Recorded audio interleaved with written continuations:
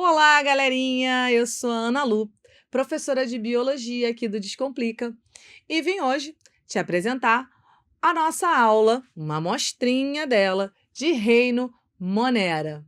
Vamos lá? E aí, você sabe que reino é esse? Então, a biologia, através da sua área de taxonomia, organizou os seres vivos, né? Em reinos, filos, classes, ordens e assim vai. Por isso, hoje a gente trouxe esse tema para esmiuçar um pouquinho. Quem são os moneras? Os moneras são os seres procariontes da natureza. Então, você tem que lembrar que existem seres procariontes e existem seres eucariontes. De acordo com o quê? Com o tipo de célula que eles apresentam, tá? Os procariontes vão apresentar que tipo de célula? Uma célula simples, uma célula que não tem endomembranas, não tem um sistema de endomembranas, ou seja, não tem organelas membranosas no seu interior. E isso inclui o núcleo. Então, é por isso que o nome vem de um núcleo primitivo. Cario quer dizer núcleo. Só que esses seres vivos não apresentam um núcleo definido por membrana. Daí esse pró, que quer dizer primitivo. Ok? Cário significa núcleo.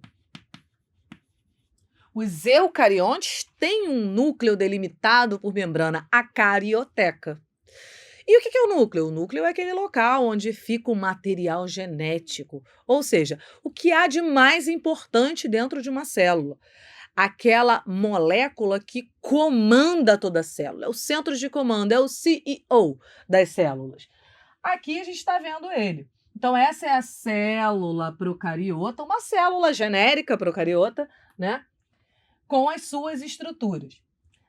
O que a gente está vendo aqui em rosa é o material genético dos moneras. É um material genético que, diferentemente do nosso, é formado por um DNA circular, ou seja, a origem encontra o final. Uma molécula única, que muitas vezes vai ser chamada de cromossomo bacteriano, e aqui contém todos os genes que comandam o funcionamento desta célula. Como toda célula, além de material genético, ela tem que ter uma membrana plasmática, que é o que está aqui em branquinho, né? A membrana plasmática é o que determina onde começa e termina a célula.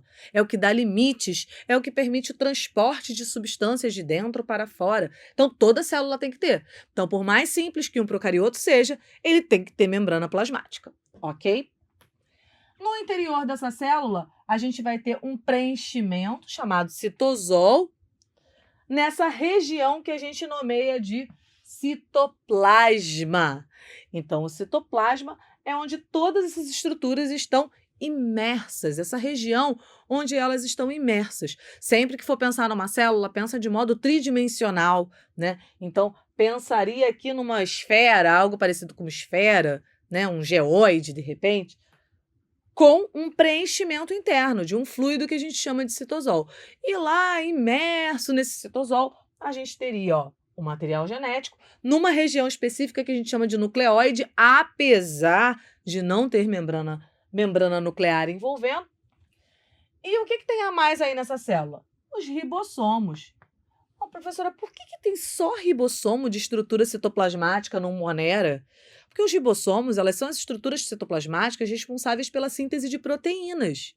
Sem proteína, não tem como funcionar uma célula. As proteínas são as moléculas mais importantes em termos de funcionalidade das células. Então, ribossomos procariotos têm, ok? É claro que esse ribossomo ele não vai ser igual ao ribossomo dos eucariotos.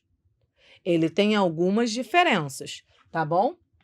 Então, os ribossomos, eles, por muitos autores, não são chamados de organelas, porque eles não têm uma membrana envolvendo essa estrutura, eles são formados de RNA ribossômico e proteínas, tá bom? Então, por isso são chamados de estruturas citoplasmáticas.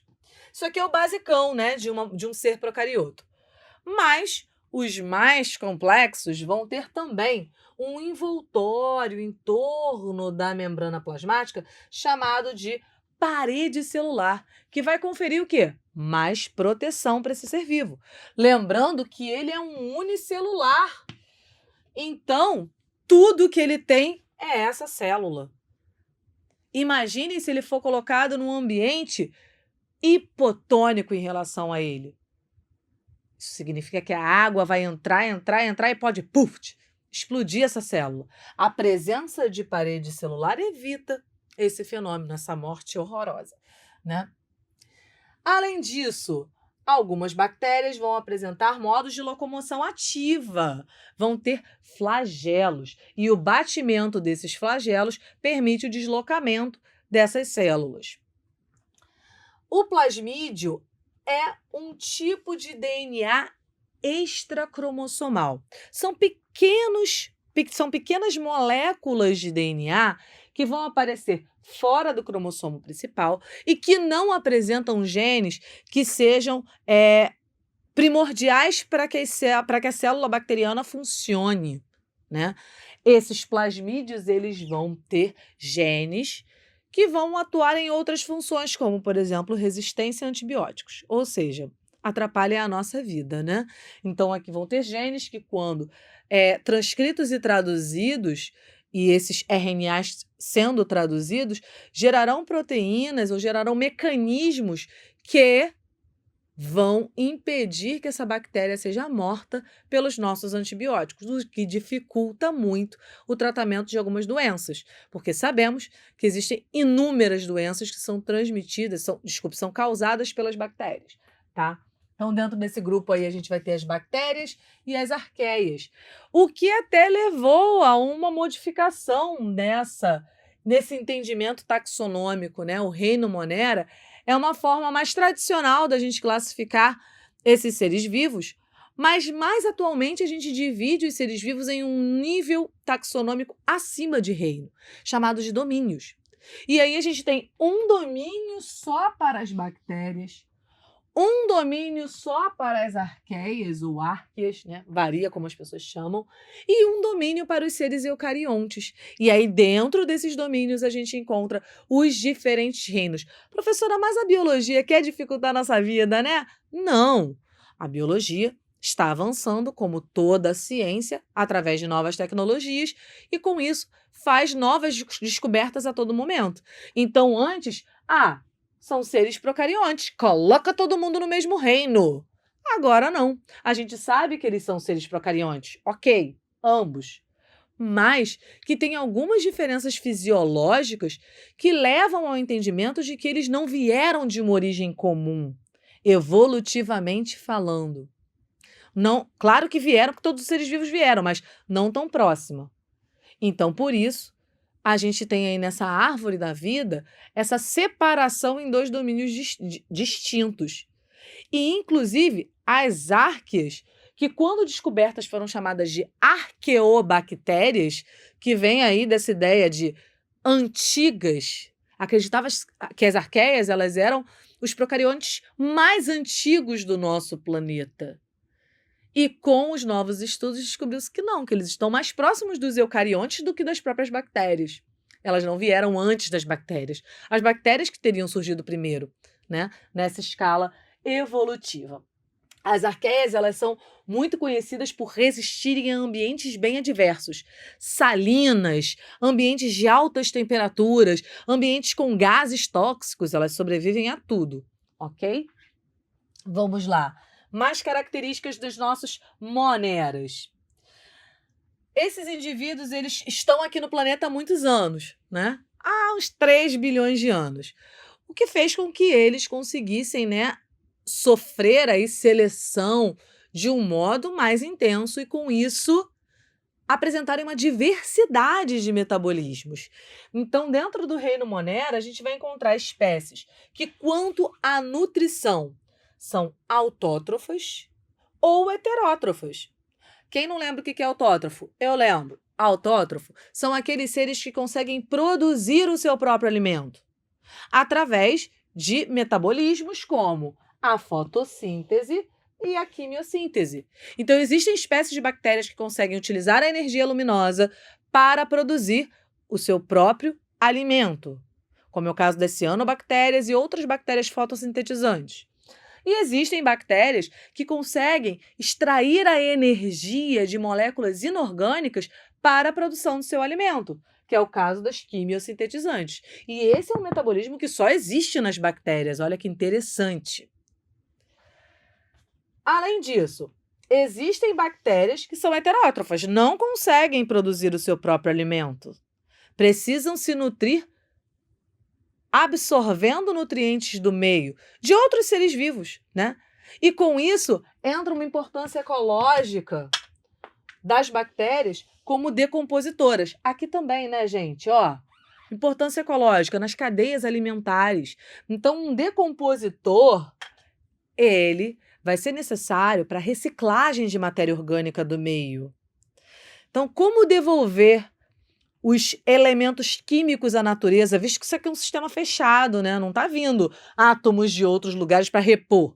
Então, a gente tem que reutilizar, reciclar. Quem faz essa reciclagem? Bactérias heterótrofas, que são decompositoras, que vão se proliferar naquele cadáver, naquele corpo que morreu, e vão se nutrir da matéria orgânica e devolver ao meio matéria inorgânica. Em termos de seres autótrofos, eles vão ser os produtores da cadeia alimentar. Então, em muitos ecossistemas, a gente vai ter as bactérias como o primeiro elo das cadeias alimentares, fornecendo a matéria orgânica necessária para a manutenção de vários seres vivos. Exemplo, os ecossistemas abissais. Não tem luz lá, não tem como ter ser fotossintetizante, não tem planta, não tem alga. Tem o quê? Tem bactéria quimiosintetizante lá, mantendo uma diversidade incrível de vida, que até pouquíssimo tempo a gente achava que não tinha vida onde não existia luz. E hoje em dia a gente sabe que tem, graças às bactérias. Ó, desmistificando o reino Monera. Você que só pensava em quê? Ah, tuberculose, hanseníase, né? Só doença relacionada à bactéria. Que a gente vê nos comerciais, né? Ah, acabamos com 99,9% das bactérias. Precisa disso? Tem tantas bactérias legais. Nosso corpo, então, tem muitas delas, que mantêm o equilíbrio do nosso corpo, inclusive. As bactérias se reproduzem de modo assexuado. Então, uma celulinha se divide e dá origem a duas. E por isso se proliferam muito rápido.